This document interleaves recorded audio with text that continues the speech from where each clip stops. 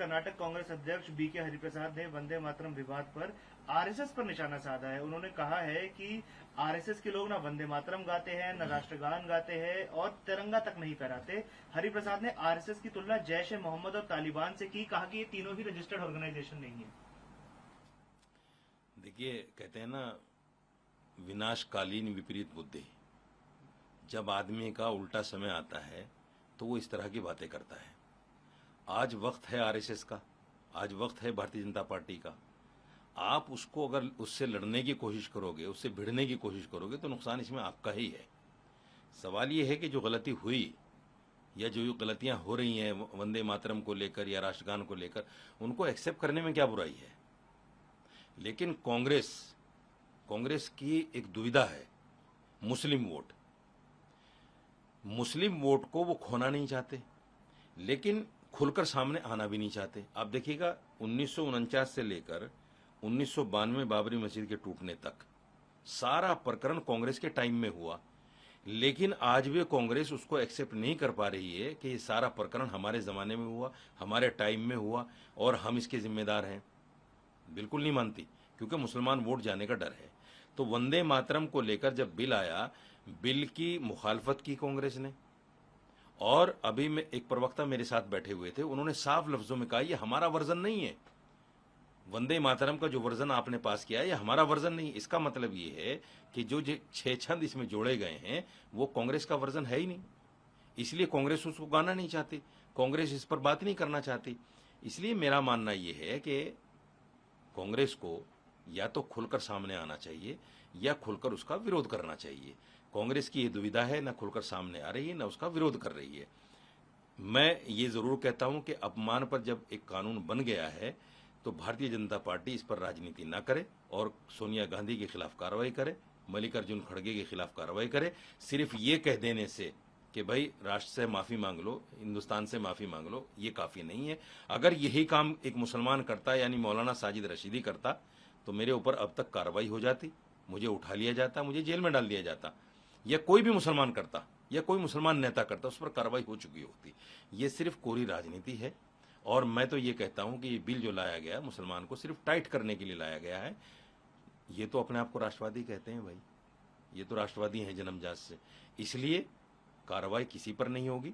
Bharatiya Janata party भी राजनीति कर रही है, कांग्रेस भी राजनीति कर रही है। सर, कर्नाटक के मंत्री यतेंद्र सिद्धारमैया ने आरएसएस पर तीखा हमला करते हुए कहा है कि आरएसएस 1000 सिर वाले जहरीले सांप की तरह है। देखिए, आरएसएस जो है उस पर पाबंदी तो लगी लेकिन हटी भी। आरएसएस भी असल में क्या है कि कई बार इस तरह के बयान, जैसे अभी आरएसएस जेनजी के साथ खड़ा हो गया, वो जेनजी जो प्रधानमंत्री को गाली भी दी, जिसने प्रधानमंत्री की मां को भी गाली दी, मोहन भागवत जी उनकी तारीफ कर रहे हैं। तो ये समझ में नहीं आता, देश का हर आदमी कंफ्यूज है कि आरएसएस सरकार के साथ में है या उन जेनजीज के साथ में है जो प्रधानमंत्री को या भारतीय जनता पार्टी को बुरा भला कह रहे हैं, जिन्होंने एजुकेशन मिनिस्टर का इस्तीफा तक करा दिया। तो ये जो सारी बातें हैं आरएसएस की तरफ से, ये कहीं ना कहीं कंफ्यूजन पैदा करती हैं और आरएसएस की जो एक्टिविटी है वो भी कहीं ना कहीं संदेह तो पैदा करती हैं। 52 साल तक तिरंगे को न फहराना, 52 साल तक जो है उस पर उसका ये अपमान देश ने कैसे सहा है, ये एक सोचने जैसी बात है। तो मेरा मानना यह है कि कोई भी ऑर्गेनाइजेशन अगर हिंदुस्तान में कोई और कर देती इस तरह का अपमान, तो कहीं ना कहीं उस पर कार्रवाई होती, उसका रजिस्ट्रेशन रद्द कर दिया जाता और उस पर कार्रवाई भी होती। लेकिन आरएसएस का रजिस्ट्रेशन भी नहीं है और उस पर कोई कार्रवाई भी नहीं है। ये बात तो सही है अपने आप में, लेकिन इस तरह के अल्फाज बोलना मैं समझता हूँ ठीक नहीं है। सर, वंदे मातरम विवाद पर कांग्रेस सांसद इमरान मसूद ने कहा है कि संविधान उन्हें अपनी धार्मिक मान्यता के अनुसार चलने का अधिकार देता है। उन्होंने कहा कि वे वंदे मातरम नहीं गाएंगे, लेकिन इसका अपमान भी नहीं करेंगे। बिल्कुल सही बात है। देखिए, ये जो आखिरी के 6 छंद हैं जो 1937 में कांग्रेस ने अपने रेजोल्यूशन में निकाले थे, ये उस वक्त के जो हमारे बड़े उलमा थे, मौलाना अबुल कलाम आज़ाद, मौलाना हुसैन अहमद मदनी, हसरत मोहानी, जितने भी लोग थे, उन तमाम लोगों ने बाकायदा कांग्रेस अध्यक्ष को लिखा कि हमारी आस्था के खिलाफ है और उसको हटाया गया। अभी तक वो 6 छंद नहीं थे इस वंदे मातरम के अंदर। और बड़ी बात यह है कि जो लेखक हैं उनकी सहमति से, उनका बाकायदा लेटर है वो 6 छंद हटने के लिए, उनकी सहमति से ये 6 छंद हटे, लेकिन इसको जबरदस्ती लाया गया। तो मैं कहता हूं कि मुसलमान को प्रताड़ित करने के लिए, मुसलमान को परेशान करने के लिए लाया गया।